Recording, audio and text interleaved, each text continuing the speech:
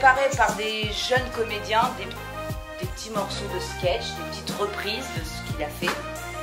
Et un autre sketch qui n'a absolument rien à voir. Et puis après, on fera un petit question-réponse. Si vous avez donc des questions, je pense que oui.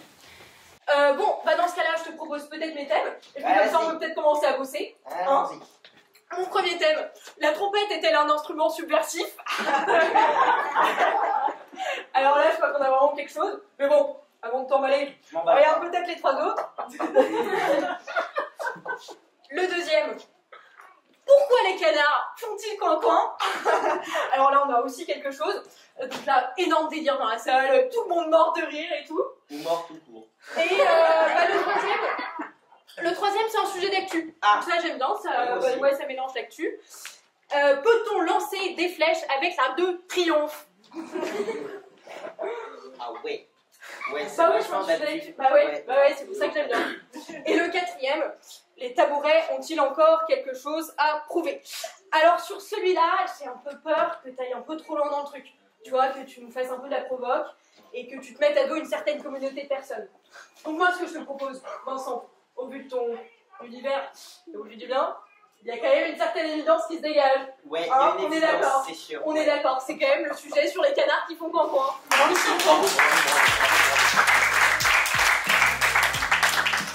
je dis bravo, c'est qu'en plus vous avez pris deux sketchs qui sont très très difficiles, je trouve, à jouer. Déjà, sont des duos, donc il y a forcément un rapport qu'il faut comprendre entre les deux personnages et tout, donc vous avez compris ce rapport-là.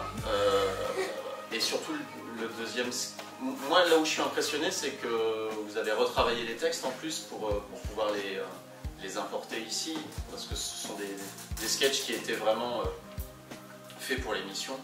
Et donc voilà, il y a un travail en plus sur la réécriture des textes, donc voilà, vraiment bravo. Ah patron!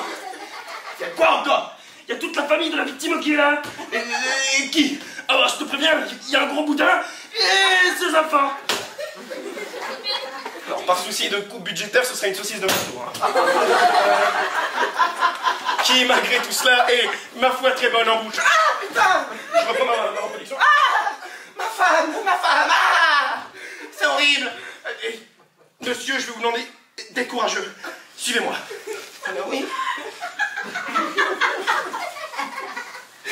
Est-ce que ça m'intéresse? Ah, c'est ma femme! Ah, c'est horrible! Ah, mais qu'est-ce que c'est que cette merde? Ah, ma femme! T'es belle! Oh non, t'es détruite! Mais vous êtes horrible! Vous êtes horrible! Ah, mais ça fait mal! Ah, monsieur! À quoi encore? Il y a un témoin haut comme 3 pommes qui dit avoir tout vu. Ouais, c'est vrai! J'ai tout vu!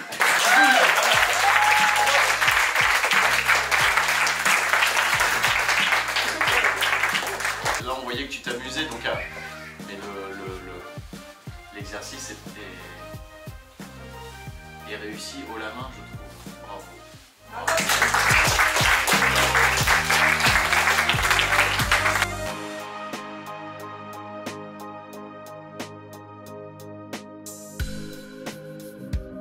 Moi, c'est quelque chose qui s'est imposé à moi parce que j'ai fait ça en amateur juste par plaisir pendant des années. Et puis ça s'est imposé à moi quand j'avais très tard. J'avais 25, 26 ans, tu vois. Donc c'était...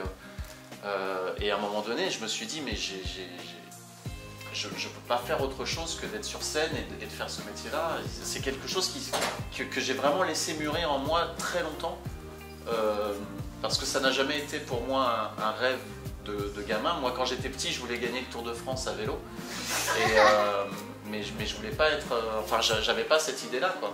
Donc c'est quelque chose qui s'est imposé à moi, que j'ai laissé mûrir par passion.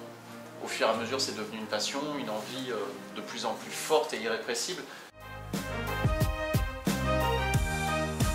Chez Ruquier, j'ai dû en faire une centaine. Chez Drucker, j'en ai fait 123 très précisément parce que... Bref. Non, c'est parce que quand on est obligé de dire à l'administration quand on fait un sketch et quand on donnait le titre du sketch, on mettait un numéro. Donc je sais que c'est 123. 123 plus 100, ça fait déjà 223. Et puis j'ai dû en faire au moins autant avant et après. Je sais pas, j'ai dû écrire 400 sketchs. Mon tout premier spectacle, ça durait 1h30. Je l'ai joué dans le sud de la France. Il n'y a pas eu un rire pendant 1h30. Pas un rire. Je le jouais deux soirs de suite. Et on dînait, après le spectacle, on dînait avec les gens de la salle. Et il y avait un silence. Il y avait un silence au dîner qui était horrible. Personne n'osait me parler. On était une quinzaine. On entendait les couverts dans les assiettes. Et je suis allé me coucher, j'étais avec mon metteur en scène et je devais remonter sur scène dans la même salle le lendemain soir. Et mon metteur en scène me dit je vais trouver une solution et tout. Et le lendemain, il s'est réveillé, il m'a dit tu vas rentrer sur scène, tu vas dire ça. Et puis on va voir quoi. Et le lendemain, je suis monté sur scène, j'ai dit cette phrase qu'il m'avait dite, ça a fait rire tout le monde.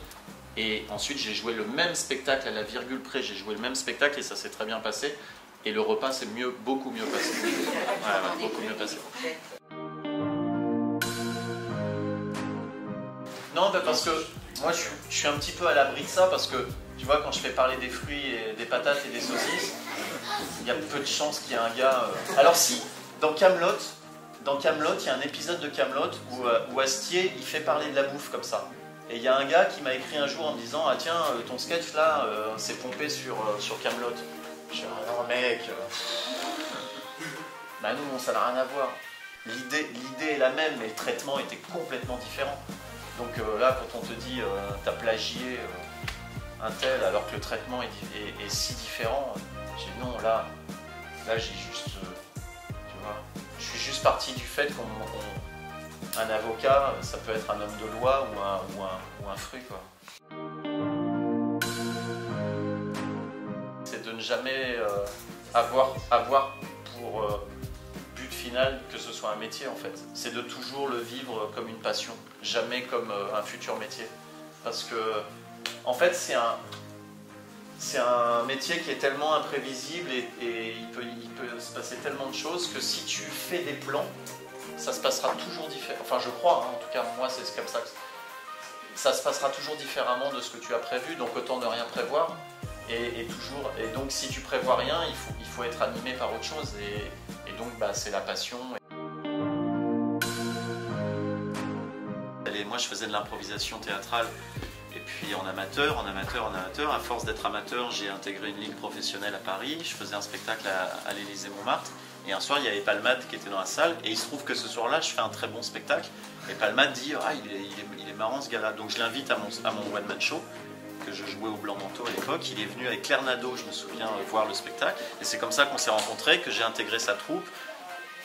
Il a écrit une pièce de théâtre pour nous, qui a été nommée aux Molières, on a fait enfin, c'est fou quoi, c'est des dominos qui tombent, mais c'est des coups de bol.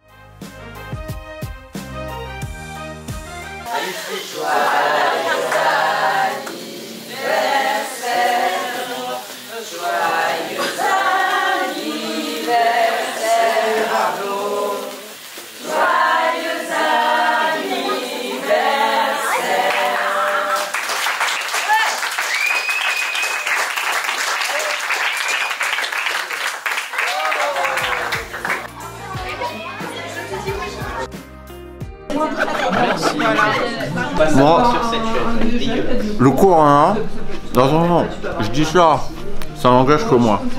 Mais je trouve que le gros intérêt du Corana, c'est la pâtisserie. Le Corana, je dirais, c'est avant tout des saveurs en bouche et un plaisir gustatif. Blague à part, j'ai adoré cette masterclass. J'ai été entouré de gens bienveillants, curieux, intéressants. J'ai vu des choses sur scène formidables. Donc voilà, je suis ravi et la réputation du Corana n'est plus à faire. Mais je la confirme en tout cas, cette réputation, et elle est très bonne. Voilà. Entrez.